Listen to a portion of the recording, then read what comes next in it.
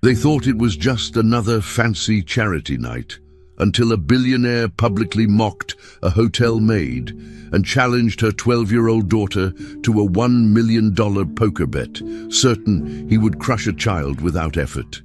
But what no one in that luxury ballroom expected was that the quiet girl carrying a tray was actually a brilliant strategist trained by her grandfather to read human behavior better than any professional player. As the entire crowd watched, what started as a cruel humiliation turned into a shocking turn of events that exposed the billionaire's ego, shattered his confidence, and revealed a level of intelligence in the young girl that left everyone speechless. By the end of the night, guests who came for glamour witnessed a lesson they would never forget. Underestimating the wrong person can cost more than money. It can cost your pride. Before we continue with this story, don't forget to subscribe to the channel and like the video. Oh, and don't forget to comment below where you're watching us from. We love to know that. Emily arrived at the luxury hotel feeling nervous but determined to help her mother. She knew her mother depended on this job, especially tonight when the hotel hosted an important charity event. Because a worker had called in sick, Emily was asked to assist quietly, staying close to her mother and following every rule. Her mother reminded her many times to stay invisible, to move carefully, and to avoid attracting attention from the well-dressed guests. Emily walked around with a tray in her hands, trying to mimic the adults around her. She watched people chat, laugh, and take photos, all while she tried to stay focused on her simple task. Even though she was only 12, she wanted to do everything correctly. She moved from table to table, placing drinks with care, hoping no one would question why a child was working there. She felt a mix of pressure and responsibility as she tried to help her mother. As Emily leaned forward to serve another glass, her fingers tightened around the tray. She repeated in her mind the instructions her mother gave earlier. Stay calm, move slowly, and keep your attention on what you're doing. But the crowd kept shifting, people kept brushing past her, and the noise made it hard to concentrate. When she approached a group near the center of the room, she noticed Mason Ace Harding standing among them. She recognized him immediately from advertisements and magazine covers. Everyone seemed excited to have him there. Emily took a small step to place a drink on the table, but someone behind her bumped her lightly. Her wrist twisted and the drink slipped. Cold liquid splashed directly onto Mason's expensive shoe. Emily froze. People turned their heads. Her heart pounded as she tried to apologize, but she could barely form words. The room suddenly felt heavier, and she knew a mistake like this could cause real trouble. Mason looked down at his shoe and then at Emily with irritation. His expression made it clear he was not willing to let the moment pass quietly. He raised his voice, drawing more attention to the accident. Guests nearby stopped their conversations and focused on them. Emily felt her face warm with embarrassment as Mason questioned why a child was serving at such an event. Instead of accepting her apology, he mocked her nervousness and made comments that caused several people to laugh. Emily tried to stay calm, but her hands shook. Her mother rushed over, worried about the growing attention. She apologized repeatedly, hoping Mason would calm down, but he continued to make fun of the situation. The pressure around them grew as more guests gathered, eager to see what would happen next. Emily wished she could disappear. She knew she had not meant to cause any trouble, but Mason seemed determined to turn the moment into a spectacle. Then Mason, still annoyed, leaned back in his chair and spoke loudly so the crowd could hear him. He brought up the idea of a poker challenge, saying that if Emily was going to interrupt his evening, she should at least entertain him. His tone showed he did not take the idea seriously, but he wanted to humiliate her further. He offered a deal that shocked everyone listening. If Emily won a match against him, he would donate $1 million to the charity under her name. However, if she lost, her mother would lose her job. Gasps and whispers spread across the room. People stepped closer, excited by the drama. Emily felt trapped. She looked at her mother, who immediately refused the idea, insisting that Emily was only a child and that the suggestion was unfair. But Mason continued to push, enjoying the attention and the tension he was creating among the guests. Emily's mother begged her not to respond, but the atmosphere around them changed quickly. Guests encouraged Emily to accept the challenge, whispering about how unbelievable it would be to see a child play against a poker celebrity. The excitement in the room made it hard for Emily to think clearly. She felt anger rising inside her, not because of the bet itself, but because Mason had mocked her and embarrassed her mother. She knew the deal was risky and unfair, yet something inside her refused to let Mason win in this way. She took a deep breath, trying to calm the fear shaking her body. People watched closely, waiting for her answer. Emily felt the pressure of dozens of eyes, the weight of the consequences, and the uncertainty of what could happen next. Finally, with her voice trembling but steady enough to be heard, Emily said she would accept the challenge. The room erupted with cheers and excited murmurs as soon as Emily agreed. The energy shifted immediately, as if everyone had been waiting for this moment. Tables were moved aside, and chairs were gathered to prepare space for the poker match. Guests formed a circle around the area, eager to witness the unusual showdown. Emily sat down at the table across from Mason, feeling the tension in her stomach. Her mother stood behind her, still upset and frightened, but unable to stop the event now that the crowd had taken over. The charity event transformed into an unexpected spectacle, and everyone seemed pleased to have something dramatic to watch. Emily looked at the cards being prepared and tried to steady her breathing. She knew she did not fully understand the game, but she also knew she could not back out now. All she could do was face what was coming next and hope she made the right decision. Emily sat across from Mason, trying to stay calm even though everything around her felt heavy and tense. People watched closely, whispering about how strange it was to see a 12-year-old girl facing a famous poker player. The room was full of disbelief, and every eye seemed to be waiting for her to make a mistake. Emily placed her hands on the table, keeping them still so no one would see how nervous she really was. She tried not to look at Mason's confident posture or the amused expression on his face. Instead, she focused on breathing slowly. At the edge of the table stood David Chun, the professional dealer assigned to run the game. He followed every rule carefully, but even he looked uncomfortable. Emily noticed him glancing at her with concern, clearly unsure about dealing cards to a minor.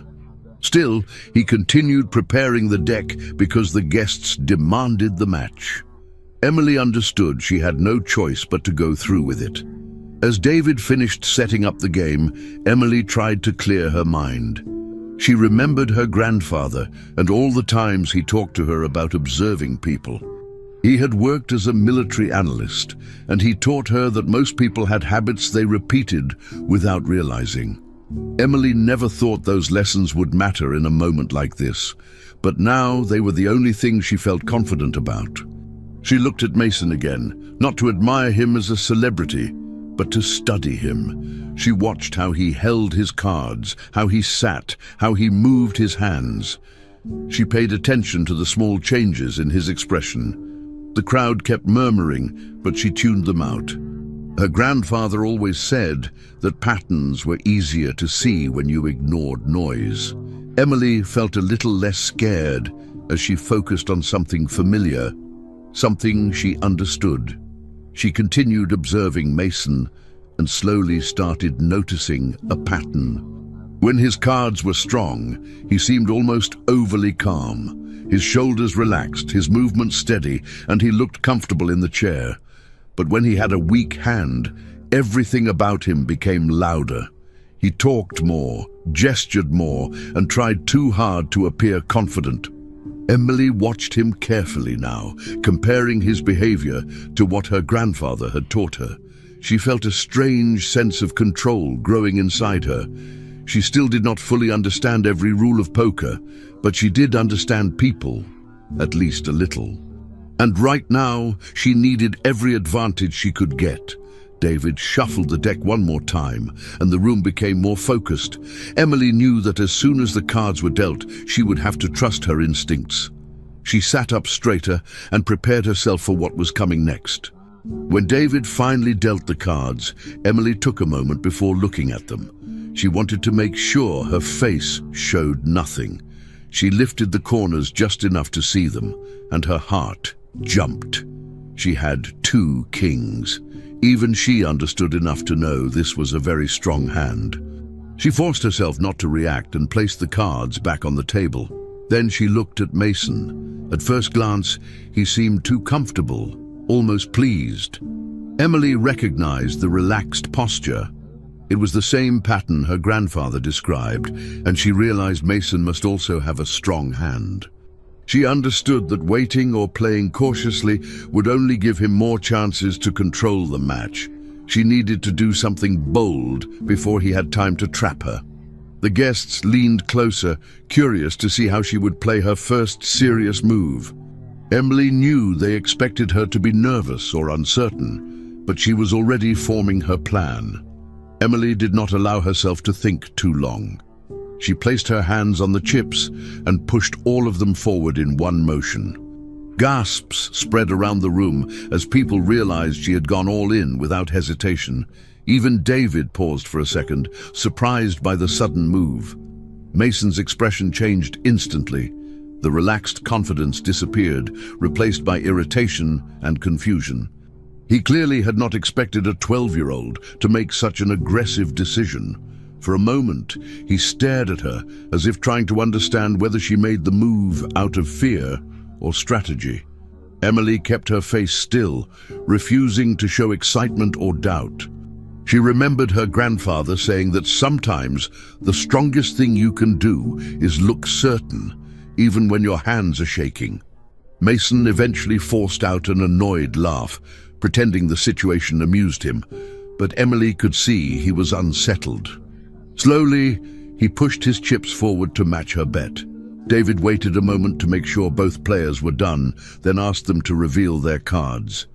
Emily turned hers first, showing the 2 kings. The crowd reacted with surprise, impressed by how confidently she had played such a strong hand. Mason flipped his cards next. He had 2 aces. The room gasped again, louder this time. Mason leaned back with a satisfied look, knowing his hand was stronger than Emily's. Emily stared at the cards on the table, understanding immediately that she was behind. She felt the weight of the situation, but she kept her posture steady. She had followed her instincts and made her move based only on what she observed. Now everything depended on chance, and there was nothing more she could do. The tension in the room rose as everyone waited to see what would happen next, fully aware that the match was far from over. The moment the cards were placed face up on the table, the entire crowd reacted at once. People leaned closer, whispered loudly, and stared between Emily and Mason in disbelief. Emily stayed quiet, even though her heart felt heavy. She understood that 2 kings were strong, but 2 aces were stronger. Mason, seeing the reaction, lifted his chin with confidence. He looked around as if enjoying the attention. The guests near the front exchanged comments about how unlikely it was for Emily to win now. Some even shook their heads with sympathy. Emily tried not to let their reactions affect her. She kept her eyes on the table, focusing on her breathing. David, the dealer, prepared to continue the round. His movements were careful and calm, but Emily noticed the tension in his face. The weight of the situation was clear to everyone. The next set of cards would decide how much hope she still had left. David announced the flop and placed the first 3 community cards on the table. The first card was the Ace of Spades. The room immediately erupted again, louder than before. Emily knew what that meant without needing anyone to explain. Mason now had 3 aces. The second card was the 9 of Hearts, and the third was the 4 of Clubs. These did nothing for her, and she understood that her chances had gone from small to almost impossible. For her to win, the next 2 cards would have to be kings. She had heard enough people talk about poker tonight to know that the probability of that happening was extremely low. Mason, noticing the flop, grinned widely. He leaned back in his chair with a sense of triumph.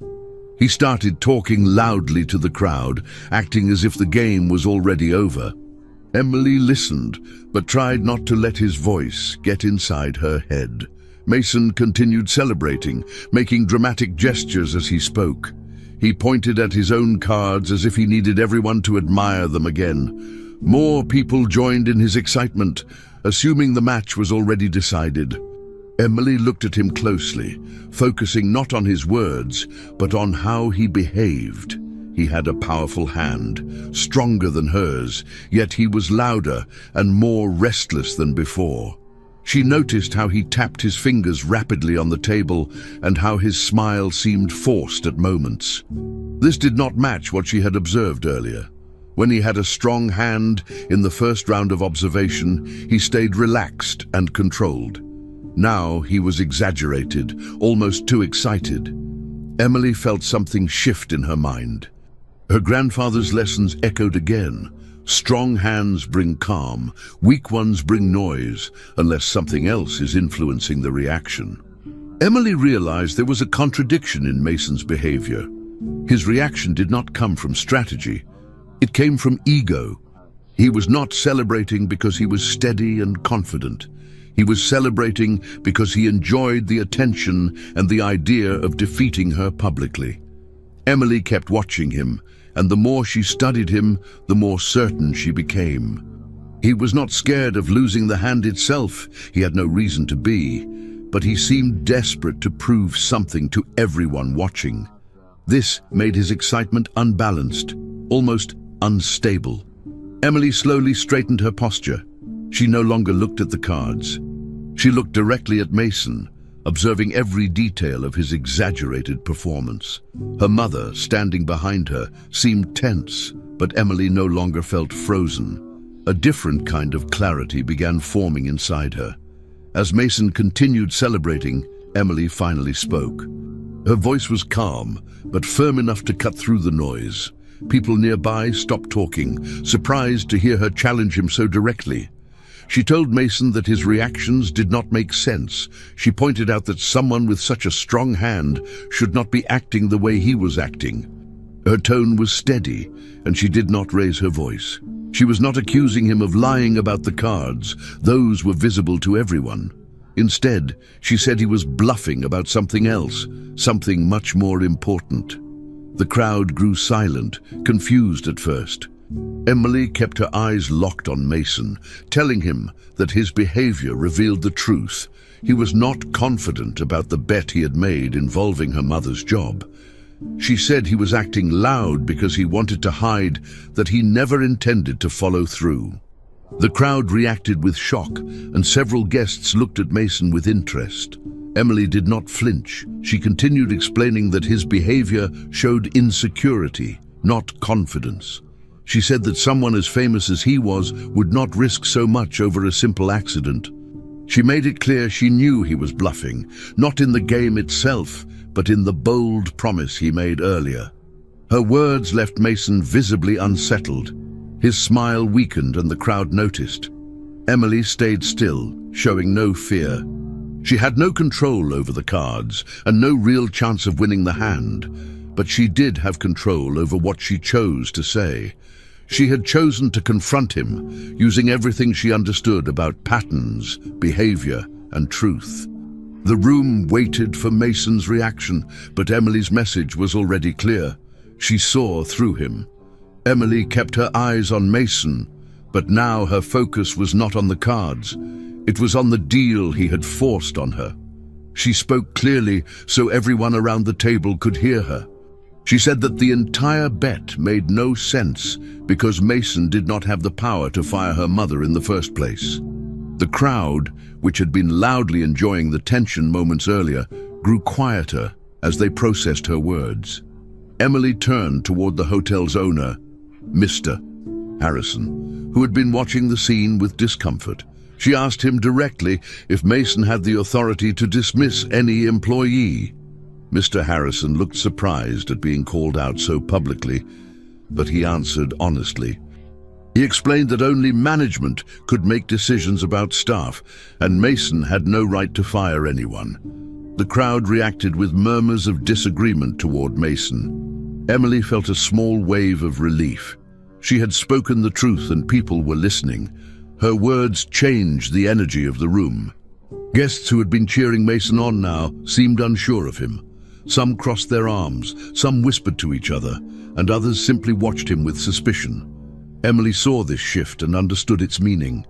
She had managed to bring the truth to the surface.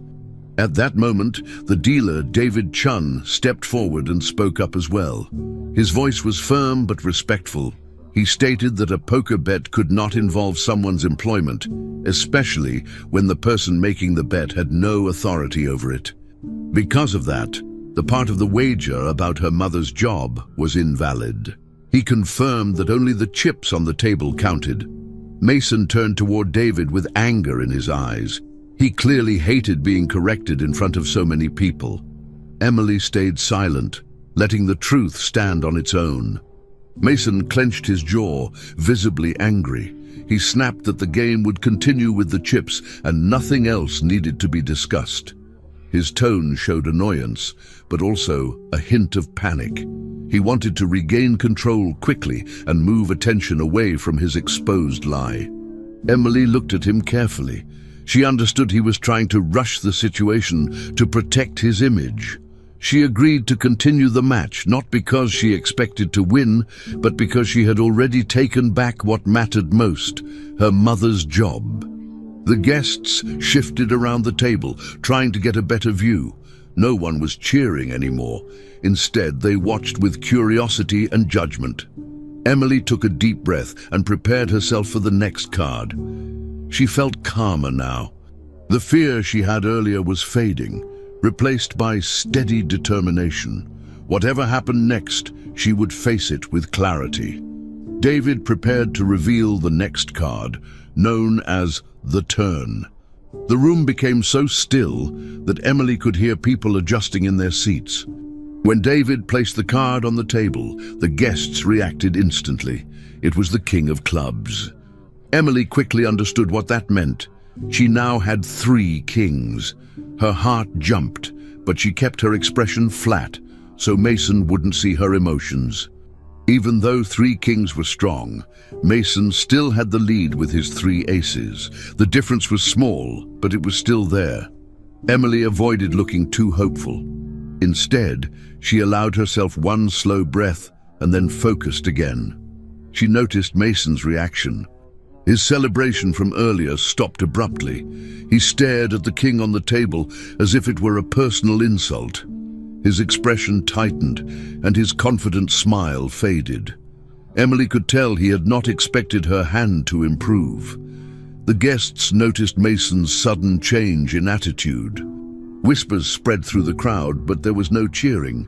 The mood was no longer playful or excited. It was tense and uncomfortable. The audience had seen Mason boast too early, and now they were seeing him struggle with the pressure.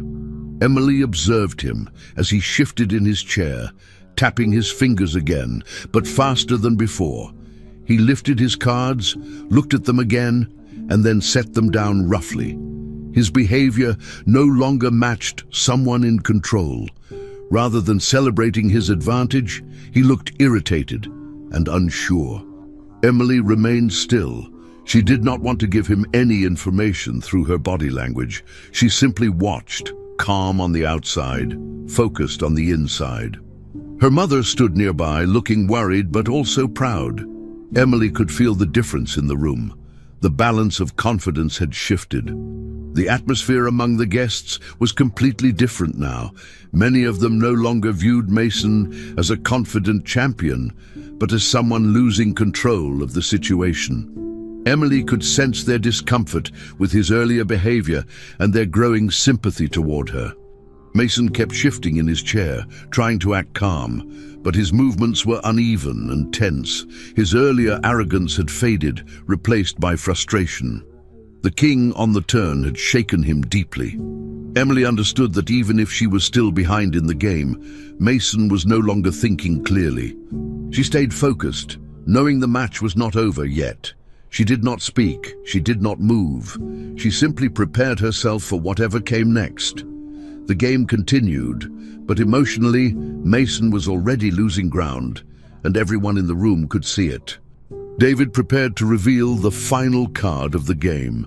The entire room seemed to freeze as everyone leaned in with anticipation. Emily kept her eyes on the table, trying not to let her nerves show. She knew she was still behind even with 3 kings, and that only one card could change the result. Her hands stayed still, and she forced herself to breathe slowly. Mason stared at the table as if expecting the card to confirm his victory. When David finally turned the river card, the room reacted with a sudden wave of shock. It was the King of Diamonds. Emily felt her chest tighten as she realized she now had 4 kings. She did not smile, move, or speak. She just stared at the cards, almost unable to believe it. Mason blinked several times, as if his eyes were playing a trick on him. The guests looked between the 2 players in complete silence, trying to understand the impossible turn of events. The room stayed quiet much longer than Emily expected. No one seemed ready to speak or celebrate. People were too stunned to react immediately. They had just watched a famous poker player who had boasted loudly moments before lose to a 12-year-old girl. Emily sat very still, feeling the weight of the moment sink in. She knew what the cards meant, but it still felt unreal. Mason finally stood up, his chair pushing back sharply. His face twisted with disbelief and anger. He looked at the cards again, as if hoping they would somehow change. Emily kept her gaze down, waiting for the situation to unfold. Mason turned toward David with a furious expression. He shouted that the game had been rigged and accused the dealer of cheating. His voice echoed across the room, breaking the silence and making several guests step back in surprise. David raised his hand slightly, trying to remain calm, but Mason leaned across the table and reached for the chips. Emily flinched as he tried to grab them in frustration. Before he could take anything, 2 security guards moved quickly toward him. They stopped him by holding his arms, preventing him from causing any more trouble. Mason struggled against them, still shouting that the match was unfair. His voice grew louder and less controlled, and the guests watched in disbelief. Emily felt uneasy, but she also understood that the situation was no longer about her. Mason was reacting to his own loss, not to her actions. The security guards kept him from lunging forward again. The chips remained untouched on the table, and David stayed behind the line, not responding to Mason's accusations. Even with the guards holding him, Mason refused to calm down. He continued yelling, claiming that the hotel would face a lawsuit for allowing the game to take place. He threatened the staff, the management, and even the guests who were watching. His anger grew more chaotic with each sentence. Security tried to guide him toward the exit, but he pulled against their grip. Emily watched him with a mix of concern and confusion. This was a side of him she had not expected to see. He had entered the game full of confidence, but now he was completely out of control. The guests exchanged shocked looks, murmuring softly as they witnessed the breakdown of someone they once admired. Emily stayed seated, unsure of what to do or say, but she understood one thing clearly. Mason was no longer thinking rationally. The chaos continued as Mason tried to twist away from the guards. He shouted at the crowd, insisting he had been tricked. Many guests turned their heads, uncomfortable and embarrassed on his behalf. The same people who had cheered for him earlier now avoided his eyes. Emily noticed that even the loudest supporters from before were silent. Mason tried again to break free, but the guards tightened their hold. His behavior was becoming more desperate, and his threats made little sense. Emily watched him closely, trying to understand how someone so confident could change so quickly after one loss. She knew the game had been fair, and everyone in the room had seen the cards clearly. Mason's refusal to accept the truth only made the situation more upsetting to witness. Finally, one of the most respected guests, Frank Johnson, stepped forward. He was known by many people in the room, and his voice carried weight. He spoke clearly, saying that Mason had been defeated in a fair game and that everyone had seen the results. The crowd quieted again, listening closely. Frank's statement left no room for argument. Emily watched Mason's reaction. He stopped yelling for a moment, stunned that someone influential had spoken against him. The guards continued moving him toward the exit, and the crowd stepped aside to make a path. Emily remained seated, still processing everything that had happened. The room was filled with silent disbelief, and even though she had won, she felt overwhelmed by the intensity of the moment. She had not expected to face such chaos, but now the match was over, and everyone knew the truth. Mason continued shouting as the security guards pushed him toward the exit, but no one in the room reacted to his words anymore. His threats and protests had lost all strength. Guests kept their distance, refusing to meet his eyes. Some crossed their arms, others looked away, and a few simply watched in silence as he was dragged out of the luxurious hall. Mason tried one last time to pull free, but the guards held him firmly and escorted him through the doors. When he finally disappeared from view, the room fell into complete stillness. It was as if everyone was waiting for the tension to settle. The bright lights, the elegant decorations, and the entire atmosphere that once felt energetic now felt strangely heavy. Emily remained seated for a moment, unsure of how to react after everything that had just happened. The table in front of her, once the center of chaos, looked quiet and harmless now. The silence did not last long. Susan rushed forward, moving through the rows of guests who stepped aside to let her pass. She reached Emily and immediately wrapped her arms around her. Emily felt the embrace tighten, filled with relief, fear, and pride all at once. Susan held her daughter for several seconds before pulling back just enough to look her in the eyes. Emily could see tears forming, but her mother tried to smile through them. The guests around them watched the emotional moment, some placing hands over their mouths, others blinking rapidly as if holding back tears themselves. The tension that had built throughout the night slowly started to fade. Emily rested her forehead against her mother's shoulder, finding comfort in the familiarity of her presence after facing something so overwhelming. The room felt warmer now, even though no one had spoken yet. Then, almost unexpectedly, someone began clapping. It was a soft sound at first, but then another person joined, and then another. Soon the entire room filled with applause. People who had been shocked into silence now released their emotions through claps, nods, and murmured words of encouragement. Emily straightened slightly, surprised by the sudden support. She had not expected applause, and she did not know how to respond. She simply stood next to her mother and listened. Some guests even smiled at her, impressed not only by her victory, but by the courage she had shown. Emily glanced at the chips on the table, the ones she had technically won. She felt no attachment to them. When the applause softened enough for her to speak, she announced that she did not want the prize. She asked for all the chips to be donated fully to the charity event. Her decision caused a new wave of reactions. People exchanged emotional looks, touched by her choice. The applause returned, louder this time, but filled with respect rather than excitement. David, the dealer, stood quietly but nodded in approval. The guests appreciated her gesture, recognizing that she cared more about helping others than celebrating her own victory. Even those who had doubted her earlier now admired her sincerity. Emily felt a little overwhelmed by the attention, but she stayed calm, holding her mother's hand. Susan watched her daughter with pride, realizing how much strength she had shown under such intense pressure. The atmosphere continued shifting from shock to admiration.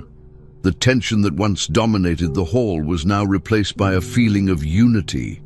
People who had come to enjoy a glamorous event had instead witnessed something deeply meaningful. Mr. Harrison, the owner of the hotel, stepped forward with a thoughtful expression. He had watched the entire scene, from the start of the match to Mason's dramatic exit. Now, visibly moved by Emily's words and actions, he approached mother and daughter. He spoke gently and asked if they would follow him to his office for a private conversation. Susan looked surprised, but nodded politely.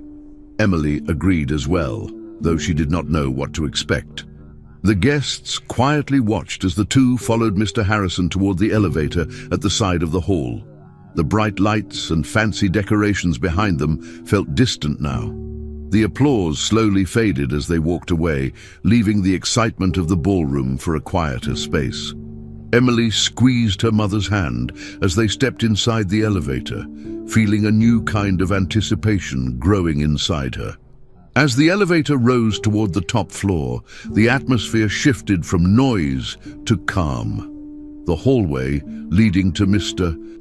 Harrison's office was quiet, with soft lighting and polished floors. Emily felt the change immediately. The glamour of the charity event was no longer around them. Instead, there was a serious and reflective mood, almost as if the hotel itself understood the importance of what had happened. Susan walked beside her, keeping close, still shaken but proud. Emily tried to prepare herself for whatever conversation waited ahead. She could sense that Mr. Harrison had something important to discuss. When they reached the door of his office, he opened it and invited them inside. Emily stepped forward, not knowing what surprise awaited them next, but ready to face it after everything she had already endured that night. Mr. Harrison closed the office door gently, and the quiet inside the room felt different from the noise of the ballroom. He walked to his desk, but instead of sitting, he stayed standing for a moment, clearly uncomfortable. Susan waited beside Emily, unsure of what he wanted to say. After a long breath, he finally spoke. His voice was calm, but carried a clear sense of regret. He apologized directly to Susan for what had happened during the event. He admitted that he had allowed Mason to behave in a way no guest should behave, especially toward an employee. He said he should have stepped in earlier, instead of watching things escalate. Susan listened quietly, surprised to hear such honesty from someone in his position. Mr. Harrison continued, explaining that he had failed as a leader by not protecting his staff. Instead of blaming Susan, he took responsibility for the environment that allowed Mason to threaten her. His words were sincere, and Susan slowly nodded, touched by his recognition of the truth. When Mr. Harrison finished addressing Susan, he turned his attention to Emily. His expression softened, shifting from regret to curiosity. He asked her how she had found the courage to confront Mason even before the cards were fully revealed. Emily paused for a moment, unsure of how to explain everything in simple terms. She said that she did not act out of confidence in winning the game, but out of something else. She remembered the lessons from her grandfather, who often taught her about patterns and behavior. Emily explained that people reveal their intentions in small ways, through how they sit, how they react, and how they try to appear to others. She told Mr. Harrison that Mason had shown his pattern early in the night. When he had a strong hand, he stayed relaxed. When he wanted to seem stronger than he really was, he acted louder. Understanding that helped her make decisions, even when she felt afraid. Mr. Harrison listened closely, clearly impressed by the way Emily described her thought process. She told him that she had noticed Mason's behavior change at several moments. His arrogance made him careless, and because he wanted attention, he pushed too hard. Emily said she did not read minds, but she could read reactions, and those reactions told her what she needed to know. She explained that standing up to him was not easy, but once she recognized the weakness behind his attitude, she felt she had to speak the truth. Susan watched her daughter explain everything, standing a little straighter with each sentence. Emily spoke calmly, not to brag, but to answer honestly. Mr. Harrison nodded several times, clearly thinking about each detail she shared. When Emily finished, Mr. Harrison leaned back slightly, taken aback by the clarity of her explanation. He told her that most adults, even ones with years of experience, often fail to recognize patterns the way she did. He said her ability to stay focused under pressure and her willingness to understand people, instead of reacting to them, made her stand out. He complimented her strategic thinking and the way she handled herself in a situation where many grown professionals would have struggled. Emily felt her cheeks warm, not used to hearing such praise. Susan squeezed her daughter's hand gently, proud of her strength and intelligence. Mr. Harrison continued to express his admiration, explaining that Emily had shown maturity far beyond her age. After acknowledging Emily's insight, Mr. Harrison shifted the conversation again, this time with a more serious tone. He said he wanted to do something meaningful for their family, something that reflected not just the events of the night, but also the respect he now had for them. He explained that he was aware of the medical expenses Susan had been struggling with and the stress it had created. Without hesitation, he promised that the hotel would take care of all past and current medical debts. Susan touched her chest, shocked by his words, unable to speak for a moment. Emily looked up at her mother, seeing the disbelief in her eyes. Mr. Harrison assured them that it was not charity, but restitution for the stress and danger they had been unfairly put through that night. Then, with the same level of seriousness, he announced something even more surprising. He told Emily that the hotel would establish a full scholarship fund in her name. The scholarship would cover tuition, books, and all academic expenses at any university she chose in the future. Emily blinked slowly, trying to understand the weight of his promise. She had never thought that someone like Mr. Harrison would offer something so life-changing. Susan covered her mouth with her hand, tears filling her eyes again. Mr. Harrison explained that Emily had proven herself capable of great things, and he wanted to make sure she had every opportunity available. Emily stood quietly, overwhelmed but grateful, understanding that her life had changed in ways she could not yet fully comprehend. Susan and Emily stepped into the elevator together, and as the doors closed, the silence finally caught up with them. Both were still trying to understand the weight of everything that had happened. Susan held Emily's hand firmly, as if afraid something might slip away if she let go. Emily stayed close, sensing her mother's mixture of shock, relief, and pride. Susan replayed the meeting with Mr. Harrison in her mind, still unable to believe his apology and his promises. She kept glancing at her daughter, realizing she was seeing her in a new light. Emily had faced danger, humiliation, and pressure, yet she had remained calm and clear-minded. Susan thought of her late father, remembering how he once said Emily viewed the world differently, noticing things others ignored. Back then, Susan assumed it was just a grandfather's affection, but now she understood. Emily's way of seeing people had changed everything tonight. The elevator eased downward quietly, giving them a moment to breathe. When the elevator reached the lobby floor, Susan gave Emily's hand a gentle squeeze before the doors opened. They stepped out slowly, bracing themselves for whatever remained of the event. The ballroom looked different now. The music had been turned off, leaving the room filled only with low murmurs. Guests stood in small groups, speaking quietly as if something sacred had occurred. There was no laughter, no excitement, no traces of the earlier chaos. Instead, there was a calm atmosphere, almost respectful. Emily noticed that people were not looking at her the way they had before. Instead of curiosity or judgment, their eyes carried something closer to admiration. Susan walked beside her, still trying to absorb the shift. She kept thinking about how the night had started with simple plans, just helping out for a missing employee, and how it had transformed into something completely unexpected. As they moved farther into the salon, guests began to part for them, making space without being asked. Some placed hands over their hearts, others nodded deeply, acknowledging Emily with a level of respect she had never experienced before. Susan walked tall, feeling moved by each gesture.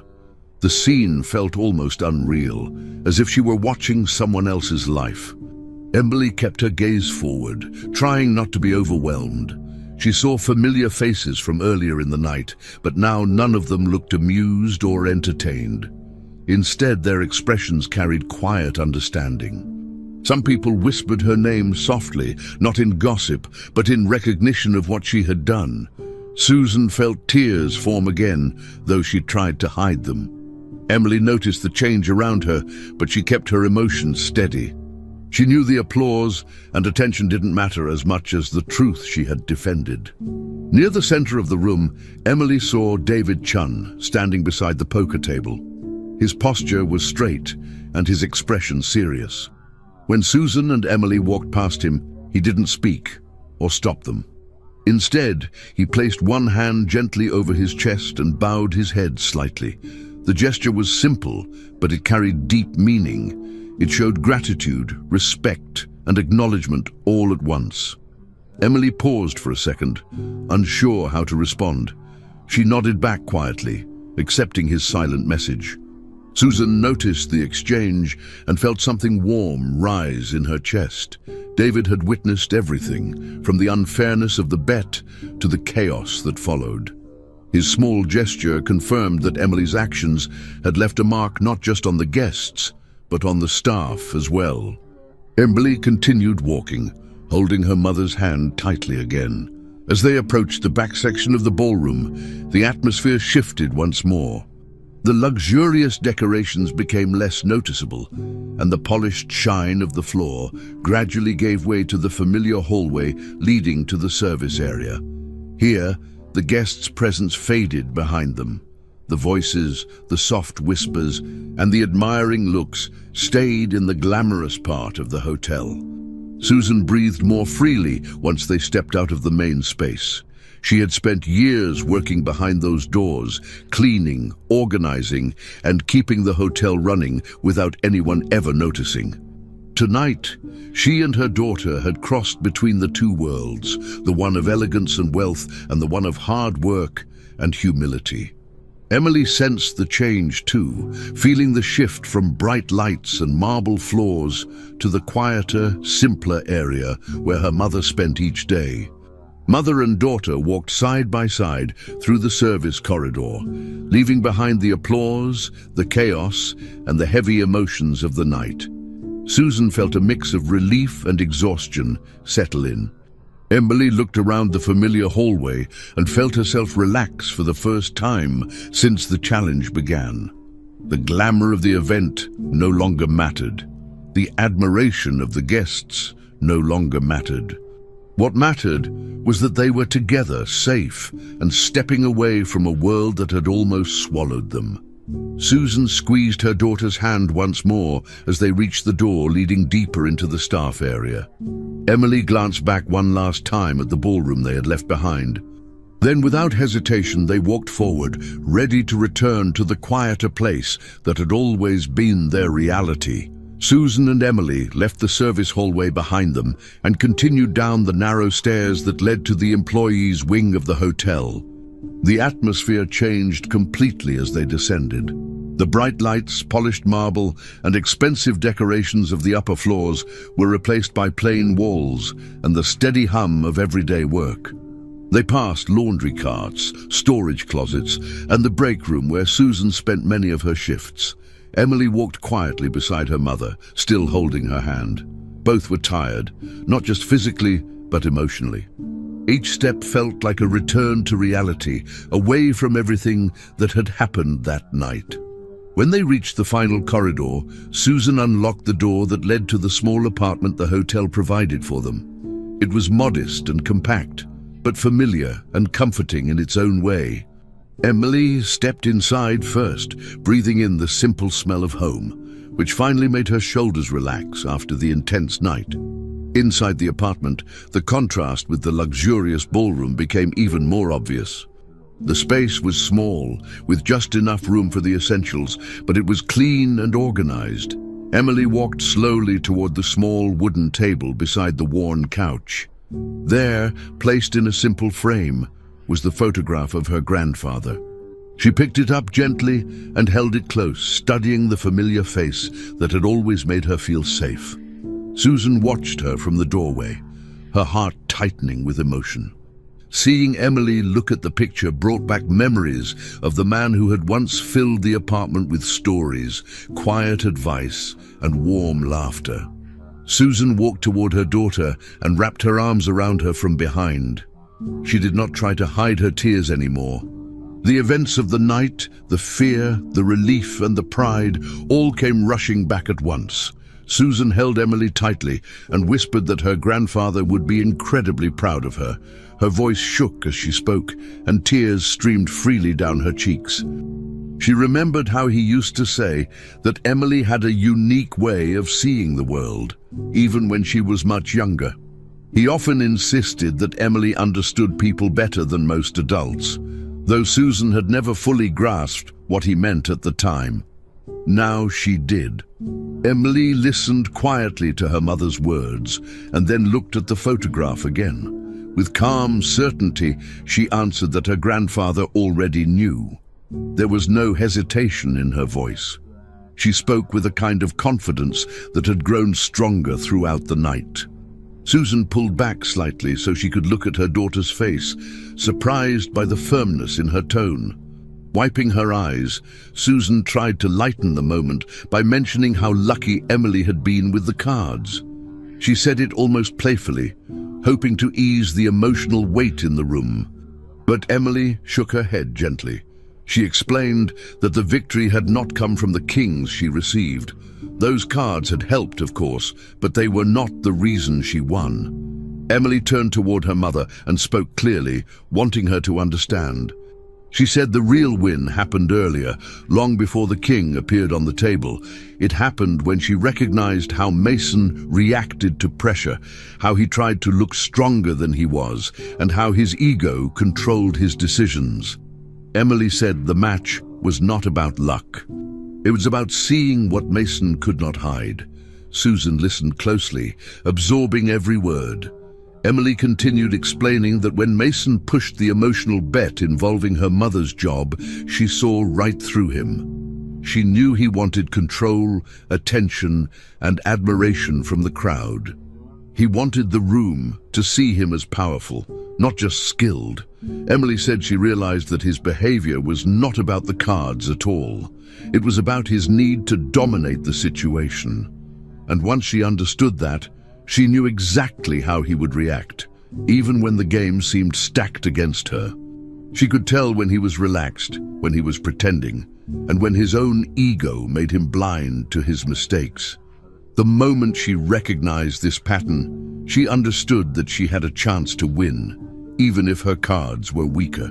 Susan felt a deep warmth in her chest as she listened to her daughter explain everything with such clarity. She touched Emily's cheek gently, both proud and amazed. Emily set the photo back on the small table and turned toward her mother fully. She said that the real match had ended the moment she understood Mason's weakness, not when the river card revealed the king. Susan nodded slowly, appreciating the intelligence and strength behind Emily's words. The room felt calm, peaceful, and honest. The chaos of the ballroom was far behind them now. Inside their small apartment, there was no applause, no tension, and no pressure, only the truth of what Emily had achieved. Together, they stood in the soft quiet of their home, knowing that the night had changed them both forever. Emily sat down on the small couch, still holding the calm expression she had carried since they entered the apartment. Susan sat beside her, wiping the last traces of tears from her face. There was a quiet need inside her to understand everything more clearly, so she asked Emily once again how she had made such a bold decision during the game. Emily took a moment before answering. She explained slowly that her choice had never been based on luck or hope. It came from something she had recognized in Mason from the very beginning. She said that Mason was a man ruled by his pride, someone who could not handle being questioned or challenged. Emily told her mother that when he first mocked her, she understood exactly what kind of person he was. He cared more about being admired than about thinking clearly. Because of that, she knew he would take every risk necessary just to prove himself superior, especially when facing a child. Susan listened with full attention as Emily continued. Emily said that once she understood Mason's pride, everything that happened afterward made sense to her.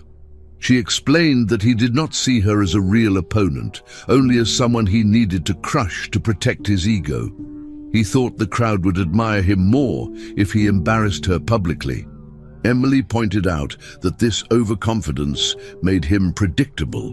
He pushed too hard, reacted too fast, and never stopped to think. She explained that the game itself was only the stage where his mistake became visible. The cards mattered, but not as much as Mason's behavior. Emily said that even though she didn't know how the cards would fall, she trusted what she saw in him. She knew he would expose his own weakness sooner or later, and all she needed to do was let the crowd see it as clearly as she did. Hearing her daughter speak with such calm certainty, Susan felt an overwhelming sense of admiration. She had always known Emily was observant, but she had never seen her explain something with such confidence and clarity. The realization made Susan's chest feel warm and full. She reached over and pulled Emily into a tight embrace, holding her as if she wanted to protect her from everything the world could bring. For the first time in a very long time, Susan felt truly safe. The fear she had carried for years, fear of losing her job, of not being able to provide, of something going wrong, seemed to fade. Emily had faced a situation that even most adults would have avoided, and she had stayed composed the entire time. Susan held her daughter close and whispered that she was proud of her in ways she could barely put into words. Emily returned the embrace gently, but did not seem overwhelmed by the emotion. She remained steady, almost grounded by her own understanding of what had happened. When Susan finally released her, Emily looked at her with a quiet seriousness and said that the safety her mother felt now had always been there. She explained that the events of the night did not create that safety, they only revealed it. Emily had seen patterns in people for as long as she could remember, learning how to understand situations before they became dangerous. She had noticed things that others overlooked, not because she was trying to be extraordinary, but because it felt natural to her. She said that Susan had never been alone or unprotected, even during the hardest moments. Emily simply had not explained this side of herself until tonight, and now her mother finally understood. Susan felt a deep sense of peace as she listened. The fear she had carried inside her for so long seemed to dissolve into something gentler. She reached for Emily's hand, grateful for the strength her daughter had shown and for the truth she had finally shared. The room grew quiet again, but it was a comforting silence, not an empty one. They both understood that what happened tonight was something only they could truly grasp. It was not just about the game or the dramatic moments in front of the crowd. It was about trust, instinct, and the quiet strength that had been living inside Emily all along. Susan took a deep breath, letting the stillness settle inside her like a long-awaited answer. The night slowly returned to its ordinary rhythm. The lights in the small apartment glowed softly. The air felt steady, and the world outside seemed far away. Susan and Emily remained together on the couch, the weight of the evening finally lifting. They did not need applause, praise, or recognition from anyone else. They had faced something extraordinary and walked back into their simple life changed in a way only they could understand. The hotel ballroom, the chaos, the crowd, and Mason's collapse were now behind them. What remained was the quiet truth shared between a mother and her daughter. As they sat in their modest home, the story closed not with noise, but with a calm that belonged only to them. An ending shaped by courage, understanding, and a bond that had proven stronger than anything they had faced. Finally, we've reached the end of this story. I'm extremely happy that you've made it this far. Thank you very much for watching. Comment below what you thought and what was the best or worst part. Don't forget to subscribe. Until next time.